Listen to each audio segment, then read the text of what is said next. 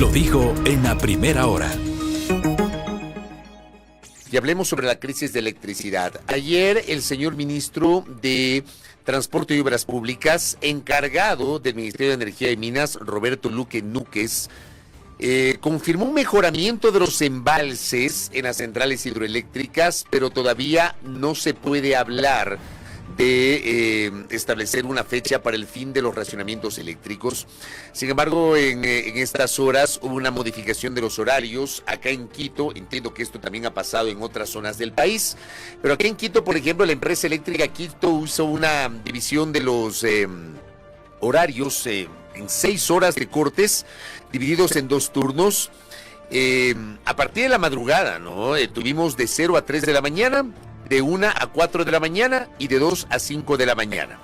Luego tendremos un siguiente turno de 11 a 14 horas, de 13 a 16 horas y de 15 a 18 horas, dependiendo evidentemente del sector. Quiero pedirle una reflexión sobre la situación eléctrica del país al ingeniero Marco Acuña, que está conectado con nosotros vía telefónica.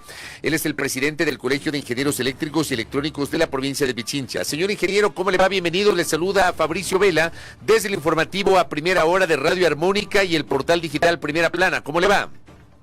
Muy buen día, muchas gracias. Un saludo a toda la audiencia de Primera Plana y sí, con gusto estar acá, Fabricio. Gracias a usted, ingeniero. A ver, el ministro ayer ha dicho que efectivamente han mejorado en los últimos días los embalses de las hidroeléctricas a partir de las lluvias en la zona del Austro, en la zona oriental por el tema del Coca-Cola Sinclair. Sin embargo, no se puede hablar de que ya hay una fecha o establecer una fecha para el fin de los apagones. ¿Cómo ve usted la panorámica, ingeniero?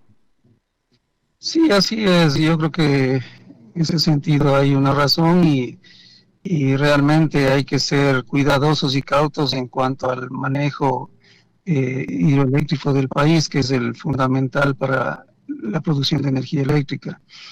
Sí, hay las lluvias que hemos tenido desde el día viernes han ido progresivamente permitiendo recuperar los embalses que sirven para estas centrales, y eso es a su vez produce un mejoramiento en la entrega de energía. Digo que hay que ser cautelosos porque, claro, hay que igualmente ir manejando las reservas que deben irse teniendo por si se suspenden las lluvias. Porque si se suspenden las lluvias, obviamente comenzamos a consumir las reservas. Entonces, hay que hacer un manejo cuidadoso que creemos que es lo que no se tuvo en días o semanas anteriores, ¿no? Cuando usted habla de que no se tuvo ese manejo cuidadoso, ¿a qué se refiere, ingeniero? Claro, yo creo que esa es la razón real de por qué Masar llegó a niveles menos que críticos. Cuando Masar bajó a 2.108 metros sobre el nivel del mar, cuando su cota mínima operable debe ser 2.115, entonces ahí se exageró tratando de mantener todavía sin apagones. Entonces ahí se le produjo un estrés a la central hidroeléctrica, ¿no? Entonces, en eso justamente es lo que hay que tener cuidado, hay que ser cuidadosos para tener un manejo responsable de todo el equipamiento que tiene el país, ¿no? Sí, pero por ejemplo, la semana anterior el gobierno manejaba la teoría del sabotaje a partir de la vocería del secretario de Comunicación. Resulta que el sábado el ministro encargado de Energía creo que tuvo una muy interesante presentación en un video de 4 minutos que se difundió en redes sociales explicando la situación, pero ya no utilizó la palabra sabotaje. El día de ayer, en una presentación en rueda de prensa ante los medios, tampoco utilizó la palabra sabotaje.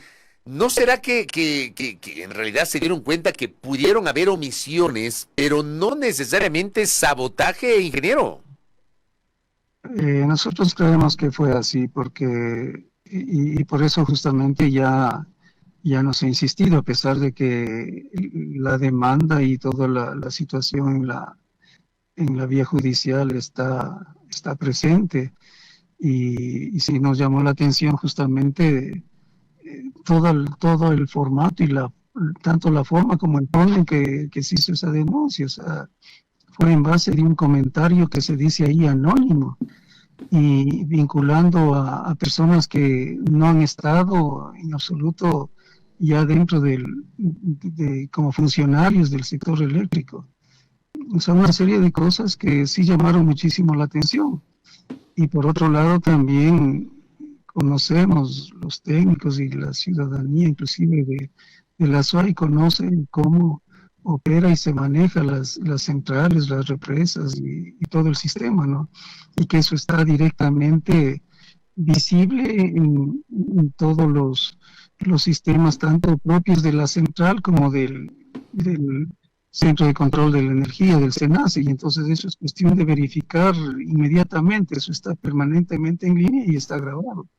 Entonces, creo que fue una reacción, me parece, presidencial, precipitada y tratando de disculparse, ¿no? Dado la proximidad de la consulta. Ahora bien, ¿qué debería pasar para comenzar a vislumbrar el camino para el fin de los racionamientos eléctricos, ingeniero? Bueno, desde el Colegio de Ingenieros Eléctricos y Electrónicos de Pichincha y también del resto de gremios del país, hemos venido manifestando no de hoy, sino desde hace ya 2 años, e inclusive cuando asumió este gobierno también lo dijimos, y ayer precisamente volvimos a hacerle llegar una carta indicando las acciones que nosotros creemos que deben implementarse. Hemos señalado ahí 12 puntos en los cuales deberían implementarse, desde la reestructuración, reinstitucionalización de las instituciones precisamente que rigen y manejan el sector eléctrico en el país, hasta las situaciones puntuales y urgentes que se pueden acometer, como por ejemplo incorporar el parque generador de grandes empresas que tienen sus generadores y que podrían pasar a constituirse una especie de autogeneradores, sobre todo en los momentos de crisis. Que eso hay resoluciones de la Agencia de Regulación que posibilitan esto. Debería, igual lo que no se ha hecho ni en estos meses ni en estos últimos años, debería comenzarse a implementar. Es decir, primerito, hacer los mantenimientos de todo el parque térmico y en general de todo el parque generador del país. Es inconcebible que teniendo capacidad, teniendo instalaciones de alrededor de 1.780 megavatios, solo estén operativos menos de la mitad. Entonces hay que urgentemente recuperar todo ese parque generador.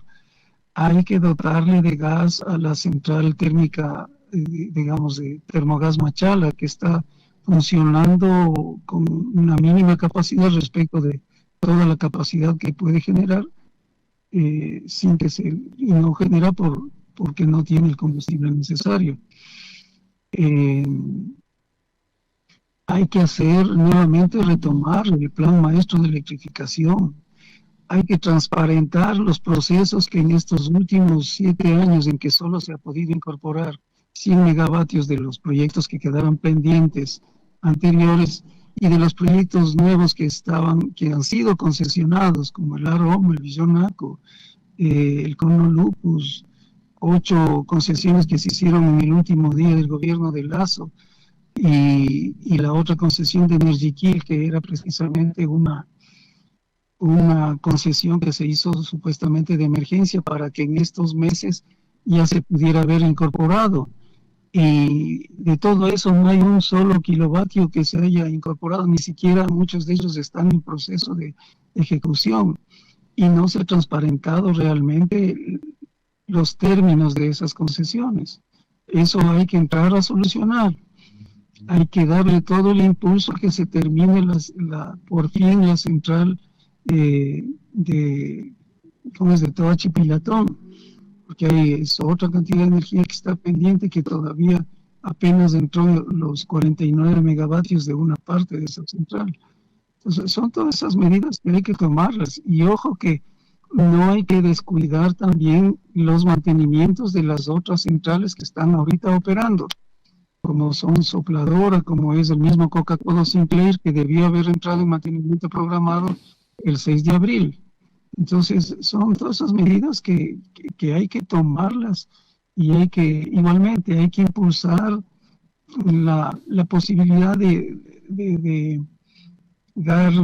Se dijo que la ley no más apagones nos iba a solucionar, que era la ley de competitividad energética.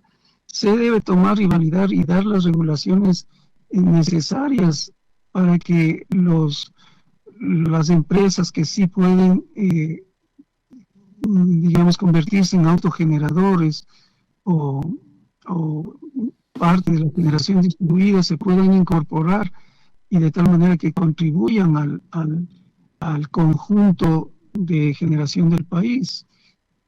Se deben de disminuir, hacer las inversiones necesarias y hacer los seguimientos necesarios para que las empresas distribuidoras disminuyan las pérdidas que nuevamente en el 2018 llegaron a tener el 10% de pérdidas y ahora, habiendo bajado justamente del 20 al 16 en 10 años, ahora nuevamente en 7 años nuevamente están por sobre el 20% de pérdidas. Entonces se debe acometer y tomar las acciones necesarias para nuevamente disminuir esa cantidad de pérdidas que significan generación de energía que se desperdicia a la final. Son un sinnúmero de medidas que paralelamente habrá que tomarlas. Todas deberían iniciarse prácticamente ya. Algunas se tendrán resultados, digamos, de más corto plazo y otras serán de mediano y largo plazo.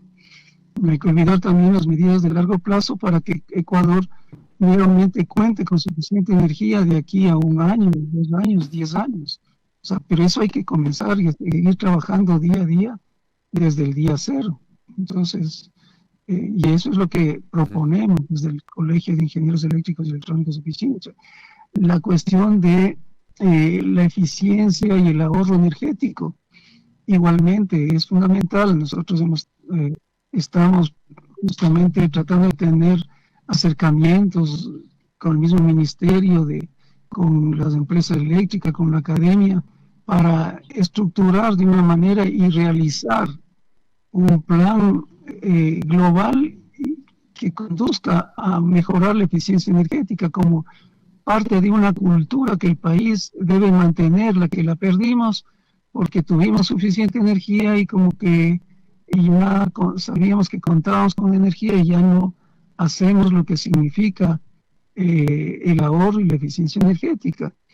Y esto surte para toda la población, para todos los sectores comerciales, industriales y residenciales, ¿no?